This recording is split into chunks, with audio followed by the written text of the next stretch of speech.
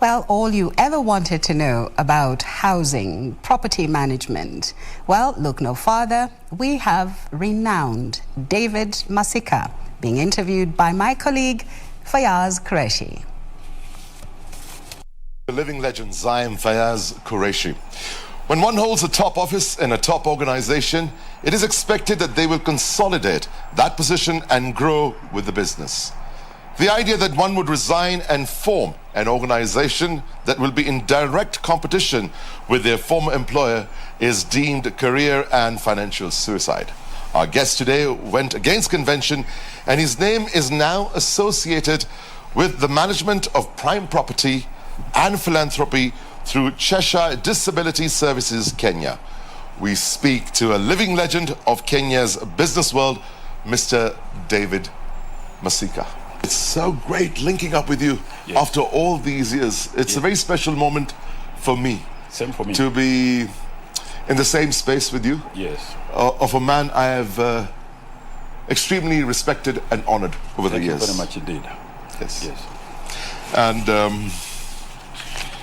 of course, we'll just start off by asking you about your early life, education, and your time at the University of Nairobi. Well, thank you very much indeed. First of all, let me give you thanks for just giving me this opportunity. First of all, to meet with you, and also just to talk generally, and I hope this will continue. I was born in then Machakos district, but in a place which is now Makueni County. And therefore, my early life was in Makueni, and that's where I went to primary school.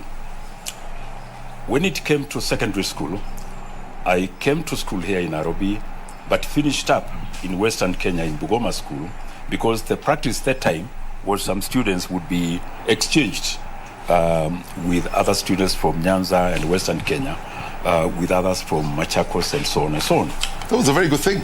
Yes, it was a very good thing, because it kind of kills the tribe in you. The tribalistic issue. Absolutely. You become friends, and Absolutely. Tribal issues are set aside. And even now, most of my friends still are from Western, because those are the fellows I played football with, those are the fellows we danced with, and therefore that's where I did up to Form 6. And that's how it should be. That's how it should That's be. the world we I don't know dream how of. it was stopped. Yes. But that was definitely a very good thing. Now, when we started preparing to come to the university, I wanted to do law, because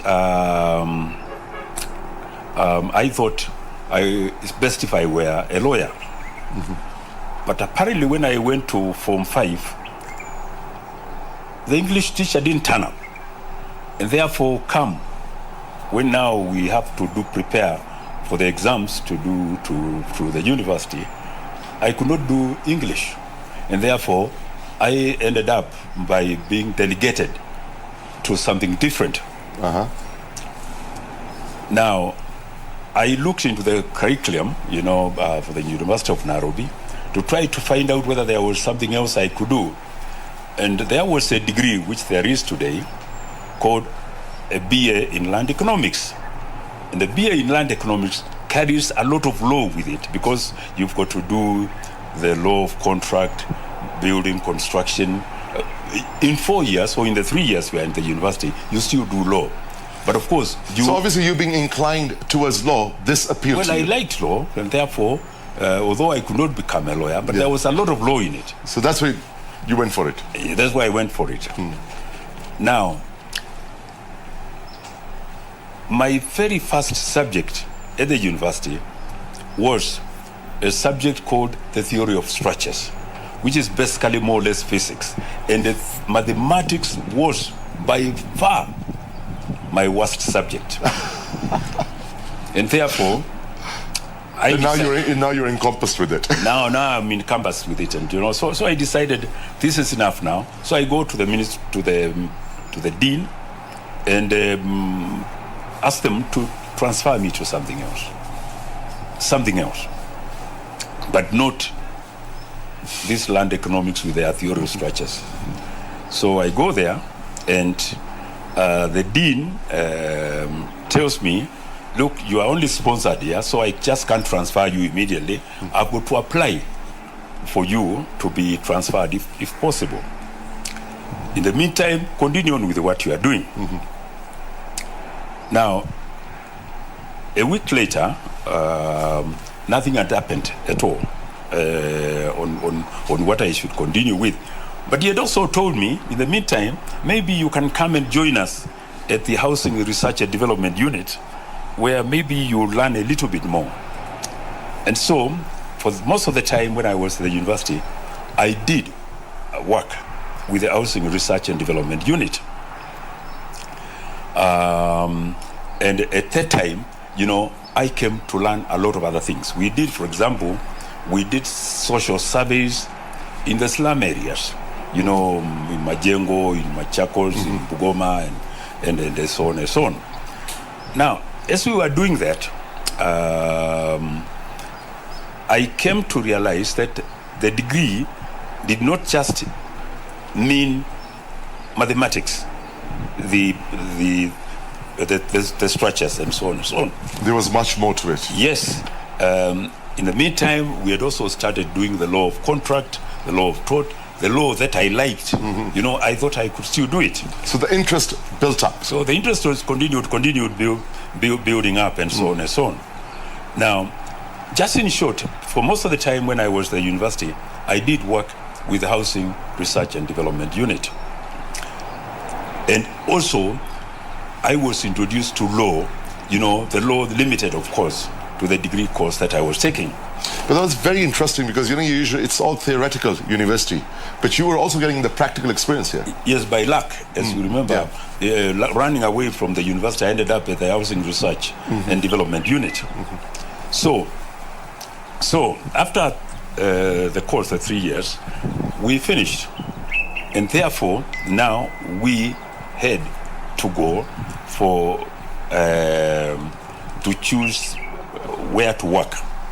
During that time, it was not difficult at all to get a job because the government did not value us anyway. But the advice given to me at the department was, if you really want to practice valuation and other things related to your career, avoid the government. Now, at that time, I must say, the government would be paying about 2.5 times, 3 times what the private sector was paying. And they needed people in their rating department, in the agricultural department, valuation department, or something like that. So I opted to look for jobs in the private sector. The government was paying more than the private sector? About 3 times. That's extremely interesting. Yes, but then they would not train Usually you. It works the other way around. Yes, but they will not train you. You won't get trained much. You won't be exposed, especially the way the private sector would expose you. Right.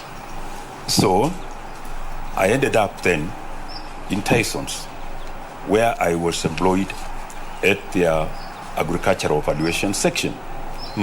And it is there that I then started my career in the agricultural sector, the valuation of the agricultural sector.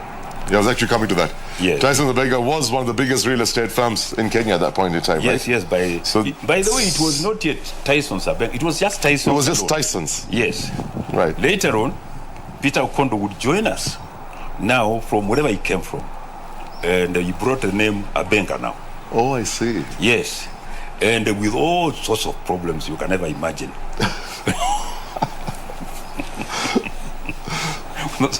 Anyway. So how did that shape your knowledge of real estate at Tyson's? Well, I was very well exposed when I came in because within the company, there were people who were trained internationally on agricultural valuers and agricultural valuation, whether it be coffee, tea, flour, livestock and things like that. And so I was taken through that very, very carefully. And indeed, after the 2 years, I was able to qualify now professionally, become a member of the Institutional Surveyors of Kenya, absolutely with no problem at all. So you specialized specifically in agricultural valuation? Yes, agricultural valuation. That's my specialty even today. And so, after 2 years, Then once I was admitted to the Institution of Surveyors of Kenya, then, I was free either to practice here or choose something else. But they were wiser than that, because at that particular time, I was then sucked into the company now, and became an associate. Right. And my friend Abenga now joined us as well. So when you started, what were the challenges? Yes, John Lloyd joined you. In a very controlled setup, you could call it a closed shop. The challenges were just the normal. And what opportunities came your way? Challenges must be immense, I'm sure. As soon as we started, because the people knew us, the valuation work quickly started coming up. Right. We thought that all we were going to do was just the valuations. But very quickly we realized you need to have an agency department to be monitoring the market for you. You can calculate things, but you need somebody to tell you, yes, I have sold a house. And then you can analyze that house and build your knowledge, not just theoretical part of it, and so on and so on. So we started in urban valuations and me in agricultural valuations. So you broadened your horizon. So we broadened our horizons and things like that. And so which you had to. Yes. To stay within the market. Yes, that company continued with that. Later on, of course, we'll be joined by engineers, because it's one of the companies that we never try to do what we do not know. And therefore, as for the machinery, we always got an expert to look at the machinery and advise us on the machinery, because it's not just costing it. There is much more obsolescence and things like that. And this Lloyd Masika does up to today anyway. What we don't know, we seek support and assistance. Brilliant. Now, the value of land in the country has kept rising. How do we ensure that we do not have a real estate crash at some point in time? Or rather, do you see that, or will it just keep escalating, or will you find some stability? COVID crisis, give us some factors that contribute to this escalating price rise. Yes, the values keep on rising, but new things are coming up. For example, you see things that gone up, but you can get a flat now for 1.5 million shillings with all these affordable housing systems. And the low-cost housing schemes. The low-cost housing schemes. Which is very good. The land it targets a certain market. Yeah, the land. So there's basically housing available for all brackets. Absolutely. The land values have continued going up, but at the same time, technology has come up where you can put more units in the same area, and therefore spread of per unit, then it becomes reasonable. So I see as land becomes more valuable or expensive, but new ideas will come up where maybe you will be able to accommodate more. If you look at the last 10, 15 years, yes, it's practically gone up by about 1,000% prime areas. Yes. Yeah. Yes, but then you can also put up more units. Unlike the old days, here in Karen, when I came here, you were to have at least 2.5 acres per dwelling unit. Yes, that's changed a lot. Where now you can put more units to half acre now. Multi-developments, flats. Yes, and I believe you will also maybe go into flats and things like that. So, again, a lot of land is being opened up now. You find, I think with these trains, you can build a house in Sultan Ahmad and still live there and come back to town here. You're an avid farmer. Yes. And rearing horses. Now I'll let you know about the horses. Okay, we'll talk about that a little later on. About the horses. To me, a horse is a very versatile animal. Strong, much stronger than a bull can ever be. But you see, we Africans have really never got in. Those who did only went into racing part of it. Right. But sometime I had gone to China and I found that they were using horses for everything. For plowing, for dragging a cart, for riding on. And I was always multi-purpose animal. Yes, I was always wondering whether it cannot be used in an area like this. And I thought maybe let me start. And I went and bought two, a female and a male, which I took to Makueni. Now, they grew very, very strong. And for whatever it is that I was trying to prove, whether it can plow, whether it can survive, they did very well. But then, I didn't know they have got another dark part of it as well. Because at Makueni, they went and found the other cousins of theirs, the donkeys, there. And that became a very, very big problem for me. But just to say, the donkeys and the horses don't see eye to eye. They can do very well, and they will be very, very useful as well if you keep them there. I had also taken up at Makueni, I also taken the camels. But let me tell you, the Wakambas have got very little for a camel. First of all, they can never touch the milk. They just don't like camels at all. They don't? No, they don't like them. All the camel milk is supposed to be very healthy. Yes, I actually ended up by giving mine to Darius Bella. They can't touch the milk. But a horse, a camel, can do very well in Ukambani, and they are very profitable. But to get them come back from his goats and his ngombes into this is very difficult. But they can do extremely well. You served at the National Social Security Fund. How do we encourage our citizens to prepare for retirement? Let me tell you, I've always wondered how I ended up at the NSSF. Because I didn't apply for the job.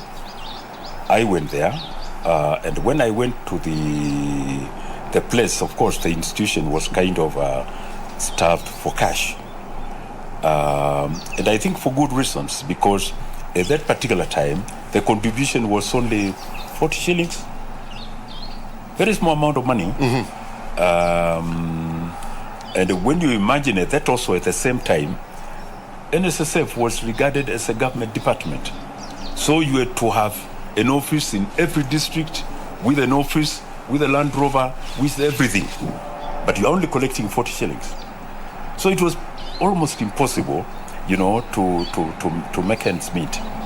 Now, one of my biggest challenges was to try to find out how, in addition to getting this sum increase, how do I generate money, within the institution?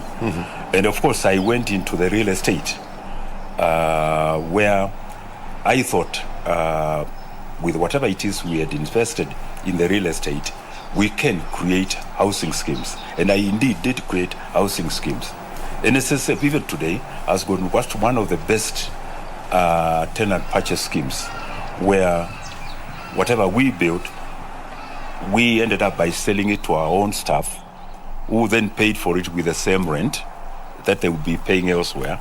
And up to the time I left the place, that was one of the best schemes that was working, and I do believe it works even up to today. Now, you chair the board of Cheshire Disability Services Kenya. Tell us about this institution and the charity you work involved with disabled adults and children. I thank you very much indeed for bringing this. Now, first, if you remember when we were at the round table, once every month or so, we will raise money for some people with disabilities. And some of our seniors, like Sam Wariu, would be quite active in that. Because at that particular time, I did join Cheshire. Cheshire is an English international organization, which is run from London. Now, from the 40s, they used to have some homes here. Kariobangi Children Home, or Old People's Home, Limuru Children Home, and so on and so on. Dagoretti Children Home, and so on and so on. Now, that is how I was introduced into the Cheshire homes. And so we started. But as time went on, the London office started becoming less enthusiastic in supporting the homes. In fact, as it starts now, the English have kind of completely changed from supporting the disability completely, feeling that just like for Asians, these people are better off supported by their families, if the families are there. Because in most cases, yes, somebody may need requirement from a family which is not there.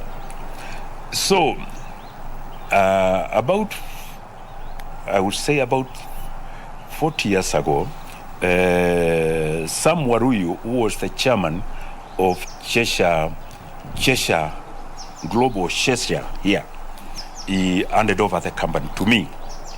And seeing how things were getting on in London, we negotiated with them to allow us to form our local one here, as opposed to relying on theirs. And they kindly agreed.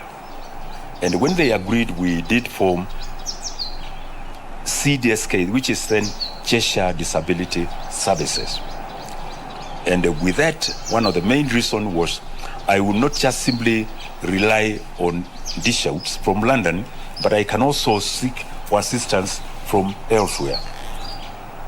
With it, we managed also now to become a member of the Global Alliance of Cheshire Homes, independently now. Independently now. Such that now that the English Cheshire Homes has kind of collapsed or is no longer in operation, it doesn't affect us at all. So we do have our own Cheshire. So you're a separate entity on your own? Yeah, we are. But still linked with the overall body as such? Now, all those after the English collapse, they now formed a global alliance now of the others. So as of now, Cheshire Disability Services, we do have about 5,000 children with disabilities and some homes like Kariobangi Old People's Home, which we do support. So it's now a huge institution, and we do raise funds from all over the world. We do raise funds from Lillian Funds, also from Britain when they have got the money as well. So it's quite a large thing. So as of now, we have about 5,000 children with disabilities that are supported countrywide by Cheshire Homes. Wow. By CDSK. That is amazing. Yes. That is such an amazing, invaluable contribution from Cheshire, Homes. That is awesome. Your political aspirations. I'll let you say it. That's one thing I never thought I would do in my life, politics. But they say when calling comes, then you got to answer the call. I come from one of the best counties called Makueni. And Makueni, since we devolved into a country, has done extremely well. Now, come 5 years ago, I felt I had experience that can be employed to better certain things in Makueni. And therefore, I brought myself up and said, look, I am available. Let me say, this was not just purely for political. Even before I could come out to campaign, I was still working with the governor wherever he had issues that he thought I could be of assistance. I'll give you an example. When the railways was being done, there were the issues to do with land compensation, and I was involved. When the Thwakedan construction started, there were issues to do with the compensation. And having had that experience, as you remember, which you didn't mention, for about 8 years, I managed Tana and North Rivers Development Authority. And during that time, we put up the Masinga Dam, and we put up the Kiambere Dam. And with that as well, we put water schemes like the Kiambere Wiki water supply. So I have got experience. You've had an amazing, prolific career, and your contribution towards society has been immense. So I felt... You're an unsung hero. I felt with this experience, I could contribute something towards it. Well then, congratulations. Thank you. What an empire you've built. Yes. And it's been an extreme pleasure to have interviewed you this afternoon. Yes, thank you very much. Let's hope you grow from strength to strength. My hope, and all the best in your political aspirations. I need all the luck on that. It's a new field to me, but even in that there is a need for somebody with some kind of background, and I believe given the opportunity I should be able to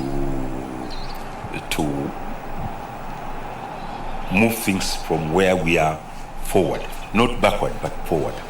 Dare to dream and live your dreams, and when you do so, you help others achieve theirs through simple acts of charity. It has been a pleasure speaking to real estate expert, avid farmer and philanthropist, Mr. David Masika on the Living Legends. I am Fayaz Qureshi. Thank you for joining us.